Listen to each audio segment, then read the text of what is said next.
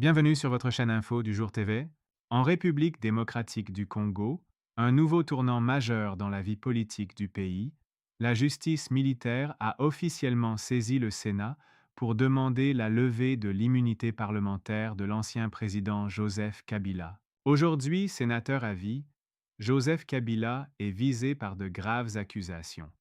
Il est soupçonné de liens avec l'Alliance Fleuve Congo, la branche politique du groupe rebelle M23, actif dans l'est du pays.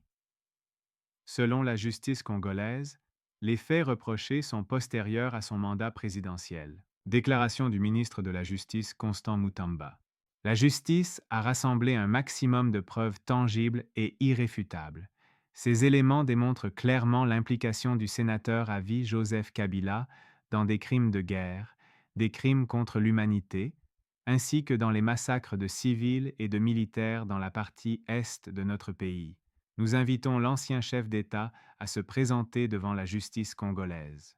Les charges retenues sont lourdes: trahison, participation à un mouvement insurrectionnel, crimes de guerre et crimes contre l'humanité. Une procédure rare qui pourrait marquer un précédent dans l'histoire judiciaire de la RDC. Le Sénat, dominé par la majorité présidentielle, doit maintenant se prononcer.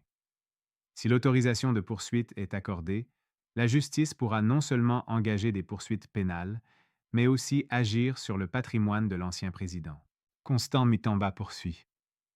La justice a répertorié tous les biens mobiliers et immobiliers du sénateur à vie Joseph Kabila, se trouvant aussi bien en République démocratique du Congo qu'à l'étranger. Nous attendons l'autorisation expresse de poursuite pour que des saisies conséquentes, à titre préventif et conservatoire, soient opérées conformément aux lois de la République. De son côté, le parti de Joseph Kabila, actuellement suspendu par le gouvernement, dénonce ces accusations comme des affabulations et conteste la procédure depuis plusieurs semaines. Reste à savoir si le Sénat donnera son feu vert, dans un contexte déjà marqué par la médiation internationale autour du M23 et des appels à l'apaisement politique. Le Sénat devra statuer prochainement sur cette demande de levée d'immunité.